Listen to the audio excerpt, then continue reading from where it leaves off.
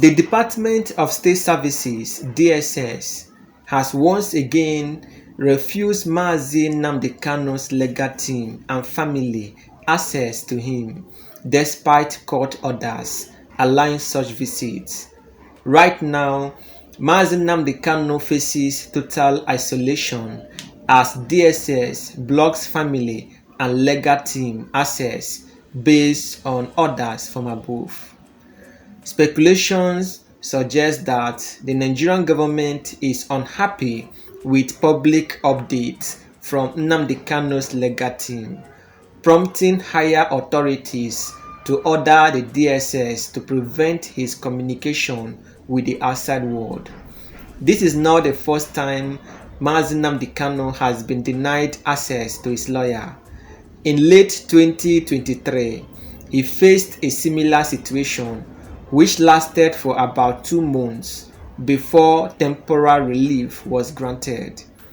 The denial of access is seen as a fundamental human rights violation, raising concerns about Nigeria's legal and democratic standards.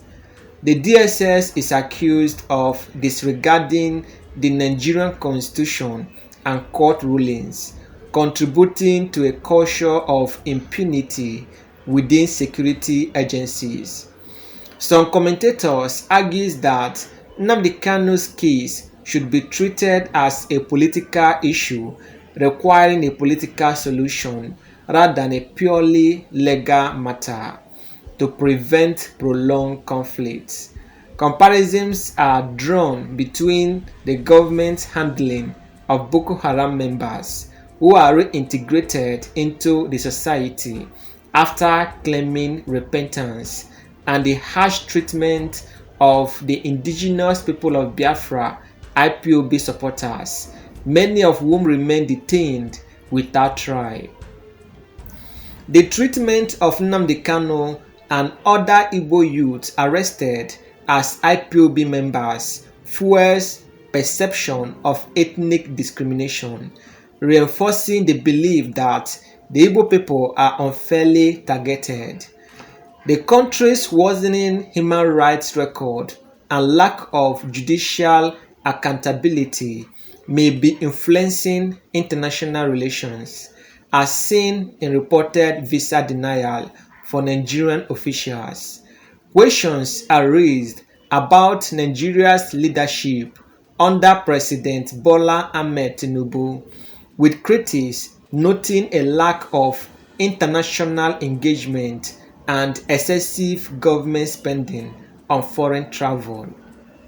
It was yet another tense day in the unfolding story of Mazi Nnamdi Kanu, the leader of the indigenous people of Biafra IPOB. Once again, his legal team and family members had set out to visit him in detention, hoping to see him, talk to him, and check on his well-being. But as they arrived at the facility of the Department of State Services, commonly known as DSS, the message was clear and unchanging: access denied. This was not the first time such an incident had occurred, and those who had been following Mazi Nnamdi Kanu's case were hardly surprised. Despite court orders granting his lawyers and family members visitation rights, DSS had outright refused to comply, enforcing their own rules and disregarding legal directives. The question on everyone's lips was why? Why would DSS act in blatant defiance of the judiciary? Who was giving the orders? And why did the Nigerian government seem intent on isolating Mazi Nnamdi Kanu from the rest of the world? Rumors quickly spread. Some insiders whispered that the government was displeased with the way Mazi Nnamdi Kanu's legal team often updated the public after each visit. It was no secret that after every meeting with him, his lawyers would step aside and relay his words to the masses, fueling ongoing discussions about his case and keeping his voice alive in the struggle for Biafra. Could it be that the Nigerian authority had decided to silence him altogether by cutting him off from the outside world? It would not be the first time such tactics were employed. In late 2023, Mazi Nnamdi Kanu had faced similar treatment. For nearly 2 months, he had been denied access to his legal representatives, leaving him vulnerable and unable to prepare adequately for his court hearings. It would not be the first time such tactics were employed. In late 2023, Mazi Nnamdi Kanu had faced similar treatment. For nearly 2 months, he had been denied access to his legal representatives, leaving him vulnerable and unable to prepare adequately for his court hearings. It was only after mounting pressure and public outcry that the DSS had reluctantly allowed visits to resume. But now, history seems to be repeating itself. For human rights advocates and legal experts, this was a clear violation of fundamental rights. Nigeria's constitution explicitly states that every detainee has the right to legal representative and family visits. Yet, here was DSS, an agency meant to uphold the law, bluntly breaking it. The agency's actions sent a dangerous message that court rulings and constitutional rights meant little when faced with orders from above. Some saw this as part of a larger pattern of government impunity. Across Nigeria, security agencies had gained a reputation for flouting legal procedures without consequences. Police officers were known for detaining suspects without trial, and reports of unlawful detentions by DSS had become alarmingly common. To many, the case of Mazi Nnamdi Kanu was simply the most high-profile example of a failing justice system, where even court orders could be disregarded without repercussions.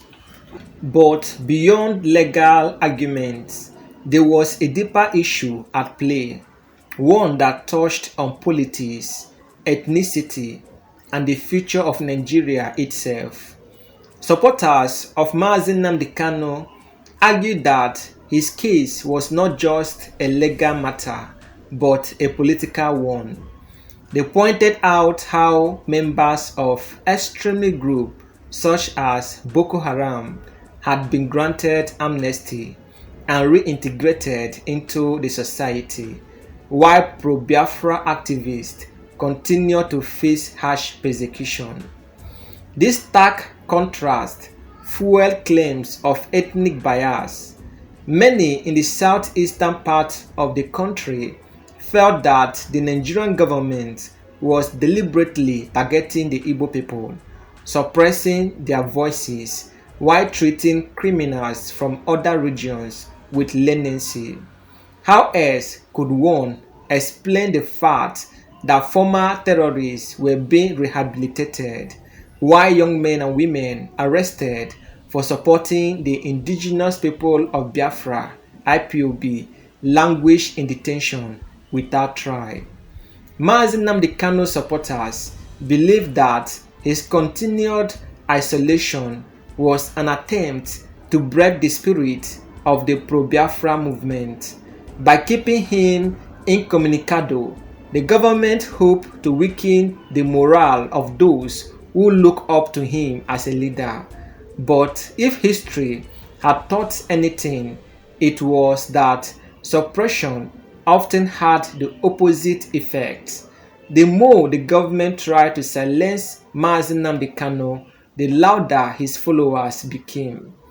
As news of DSS latest action spread, so did the outrage. Human rights organizations issued statements condemning the development, while political analysts warned that such actions would further damage Nigeria's international reputation. Already, there have been reports of visa restrictions being placed on some Nigerian top officials due to the country's worsening human rights violation record.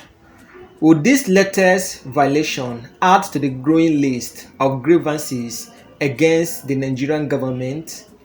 President Bola Ahmed Tinubu's administration had not been spared from criticism. Many observers noted that since assuming office, he had not been particularly active on the international stage, unlike his predecessors, who frequently engaged with world leaders. President Bola Ahmed Tinubu had not attracted many high-profile visits from foreign dignitaries. Some believe that the government's handling of cases like Mazi Nnamdi Kanu's was playing a role in this diplomatic isolation. Meanwhile, inside the DSS detention, Mazi Nnamdi Kanu remained unaware of the full scale of the situation outside, cut off from his family, his lawyers, and the people who believe in his cause. He faced an uncertain future. Was this the beginning of a prolonged period of solitary confinement? Would he be allowed to see his legal team once again, or would the government continue tightening its grip? The frustration extended beyond Mazi Nnamdi Kanu's immediate circle. Across the southeastern region, many Igbo youths saw his treatment as a reflection of their own struggles in Nigeria. The feeling of being marginalized, unfairly treated, and silence resonated deeply. Conversation in the marketplace, on social media, and within activist groups all revolve around the same question: was there justice for the Igbo people in Nigeria? With every passing day, Mazi Nnamdi Kanu's detention without proper legal access became more than just a personal ordeal. It became a symbol of the larger struggle for fairness, justice, and equality in Nigeria. His case was no longer just about him. It was about the kind of country Nigeria wanted to be. As the controversy continued to build, many awaited the Nigerian government's next move. Would the court step in once again to challenge the DSS actions? Would international pressure force the Nigerian government to change its stance? Or would this be yet another instance where the rule of law was sacrificed in the name of political control? One thing was certain: the fight for Mazi Nnamdi Kanu's right was far from over. The voices demanding justice were growing louder, and as history had shown, the more you try to silence a movement, the stronger it becomes. Aloy Jimakori, the lead counsel to Nnamdi Kanu, just talked, saying, again, the courts, the DSS, don't refuse Nnamdi and his lawyers and family members from seeing him. Now, if you recall, say from sometime November last year, it be a lot of problems. Then the time we be say for almost 2 months, they don't let Nnamdi Kanu to see the lawyer. In fact, he don't carry them go court that time.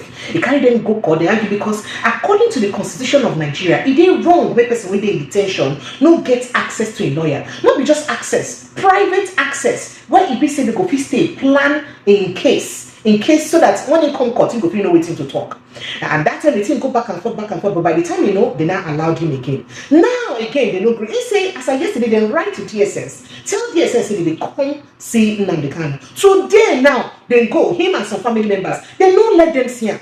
Now, again, the governor of Osun State Oga Ademola Jackson Nuruddin Adeleke, they talk today to a UK envoy. They talk say the IGP Kayode Egbetoku, they help, they rape democracy. Because the work the way be say he don't do, now he join hand they cause the kata way be say they happen for inside Osun State. How he be say an IGP go follow people where they talk, say go follow support people where they wake up just talk, say they don't do this case without getting an original matter for hand. Now what's they cause the trouble? Because if be like say what's make you talk this one, now if be like say if they talk to us, say the IGP, be like say body language now in support of the APC for the activities and the hand, you know where they get to play for the things we happen for inside Osun State. So now what make us make an ask Prince Francis Chilaka. This is not the first time Nnamdi Kanu and legal team and the family they get issues with seeing him, which is against his fundamental human rights. Because even as a detainee, they get the right. Now, what will be the thing what we do when it be say law enforcement agencies, when are they supposed to enforce our law? Now they come be the people when they break the law, when they're supposed to enforce fast. Let's see what we do. Let's start from the source, okay, and origin of the impunity of security agencies. Okay. Have you not observed that when the police arrest you and take you to the station, the first thing they collect from you is your telephone? So they first deny you communication. And I think they do that on purpose because they don't want you to relate with anybody. They want to keep you in isolation. It's part of how do I put it? It's part of mind torture, mental, psychological torture. Now, bringing it down to the DSS, like I keep saying, the DSS has not been able to tell Nigerians its core role. What is it meant to do? Somebody's in your captivity and all of that, and every now and then you deny the person access to his family. I would say that the DSS has turned out to become an organization that has no regards for the Nigerian constitution, neither do they have regards for the law. I mean for the courts, so to say.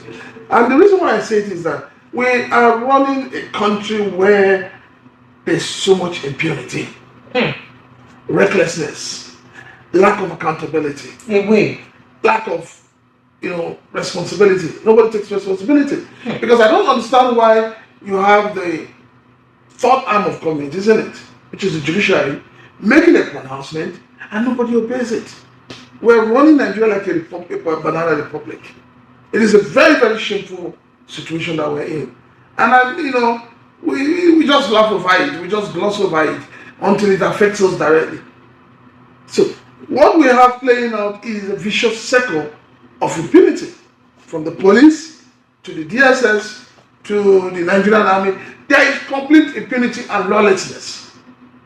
And if this issue is not arrested, I am telling you, it is going to snowball into something else. So what did this thing and what did they do mean to Nnamdi Kanu? Because the last time when it happened, the country say, oh, this one that they tilted towards to break them down, make them break them, make them destroy them, make them make them make sure they show pepper. First of all, let me tell you, the outburst in the last court session. Okay. They will make sure he pays for it. That's that vex when he vex. Yes. So they will make sure he pays for it. Because so that they pay back with this one, sir. Exactly, because they feel that they will say you're growing wings. So because we're giving you some leverage, we're giving you access to your lawyer and your family members, you're not behaving like somebody who has lost it. But you see, whether we like it or not, I have always said that Nnamdi Kanu's case should be treated more as a political case. Let it have a political solution. If you don't apply political solution, this thing will go on and on and on without ending. When the people in the southeast keep talking about marginalization, and everybody is asking who is marginalizing who, what is playing out in the southeast is different from what's playing out in the north. In the north, you have Boko Haram, you have bandits. These are people who have killed, who have maimed, who have destroyed farmlands, who have driven people away from their ancestral homes. And then they come out and say they have repented. And you embrace them with open arms. But you're not doing the same thing for Nnamdi Kanu. Why would people not shout marginalization? So we just have a country where a lot of us don't know where we're headed in this country. We don't understand the kind of judicial system we have in Nigeria. And it is really, really affecting the psyche of those of us who believe in patriotism, who believe that this country can be better than what it is right now.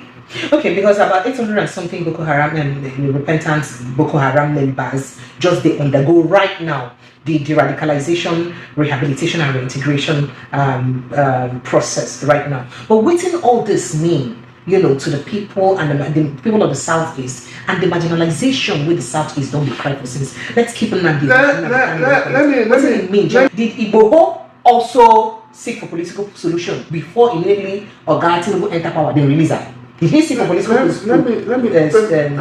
Sir?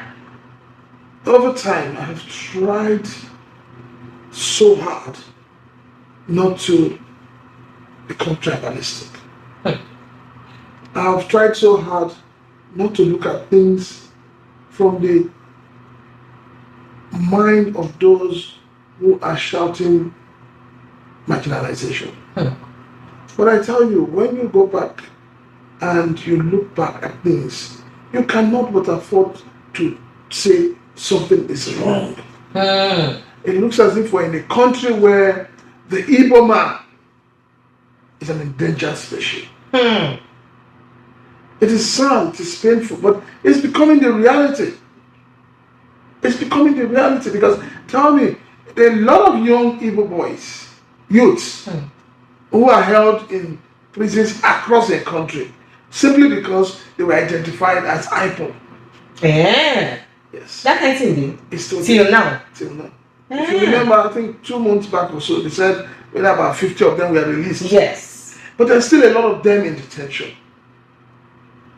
And then you ask yourself, you detain these people who have not carried a knife or a gun, and you treat them less humans, less citizens of this country, and you still believe that, peace should win. So if you're saying that this, lack of balance for judgment, now they make katakata the day for the country. That is it. Now, we keep asking. So once the people going to feel bad because... I have always asked, and I'll keep asking that question. How do you identify somebody as an IPOB member? How?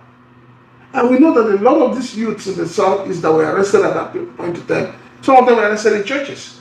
Some of them were arrested in drinking. Some of them were arrested on the streets. So, when you try so hard to be a Nigerian, you find out that the Nigerian system pushes you to that breaking point where you will say, I don't believe in this country. So you think say these things and when they happen get any role to play on how the international community they see us? Today, our Chief of Defense Staff speak about the visa when they deny for Canada. Can't talk about the fact say they meet all requirement, all the required thing when they say when they do, they get all the documents, all their things complete. They still deny it. They can't talk say in fact moving forward, say Nigeria not will tolerate any disrespect. May anybody do them anyhow. Say all these things they must stop. So you think the things that happen for this country get a role to play? Nigerian leaders always blow hot and cold. They speak from two sides of the mouth. When South Africans were killing Nigerians, the leaders came out and condemned it, shouted this. But at the end of the day, what happened? So it is one thing for them to come out in the media and showcase themselves. It's another thing for the government to have the political will to follow it to fruition. See, Precious, sir, let us ask ourselves this question. Okay. Since President Bola Ahmed Tinubu became president, how many world leaders have visited him? German. How many? I asked the question. How many? German, I know visited. How many times have they? Can you sit back and say, okay, let us take the German chancellor. You know what they call it? How many times has he moved around the world? going from one country to another. Yeah. So that's a question we should ask. How many times has your president gone on supposedly private trip to France? Wait, but should the president be even embarking on private trip? So staying off the radar, because the much I study about some presidents, suppose they off the radar of the people like that. Now we're talking. Now we're talking. Our president has made himself look cheap to these people. Yeah. Yes. Do you know how much they're talking about? 36.6 billion spent traveling in 1 year. That's true. Do you know what that 1 year of money would do to the Nigerian economy? Okay, so Prince Francis, we'll just quickly speak on waiting Akpabio get to talk about the USAID matter. He say, in fact, if through USAID, USAID, make any mistake, sponsor Boko Haram or put their money for any terrorism for Nigeria, I said they not get any business to get offices for Nigeria. If you say our Senate President go feel live through that threat, as they don't invite NSA, DSS boss and the rest of them. I'm happy your Senate President is talking. But then, talk is cheap. Amen. And when I say talk is cheap, I actually mean that talk is cheap. In the sense that he was a senator during Buhari's regime. So it's not that he just became a senator. Yes. Oh, by the way, that senator won't be doing Buhari regime himself. He gave the court where release statement now talk about how he used not the person who really win that election. Now, as a senator then, you remember UAE said they're giving names of 400 Nigerians. Absolutely. Sponsoring terrorism. And that Attorney General of the Malami know about it. So, if as a senator then, what did he do? So charity for begin from that time. Yes, what did he do? That is on one side. Also, don't forget that during Buhari's regime, there were several occasions people said that the Nigerian, the British or the American Red Cross, all these NGOs were providing health care, providing food. With helicopters. So what did he do as a senator? So now that he's a Senate President and he's blowing from all sides of the cylinder, outside of the cylinder, I'm happy he's saying it. But let me also ask you a question, Senator sir. If tomorrow the investigation indicts some senators, some serving governors, some ex-governors, what would you do? Well, moving on for that question. Thank you so much, Prince Francis Chilak. As you follow me, Sinama could talk about this matter. What would you do, Senate President? This is the end of our news update. Please click the icon on the top right corner of your screen to watch my next video. You will enjoy it. I will see you again in my next update. Enjoy the rest of your day. Goodbye for now.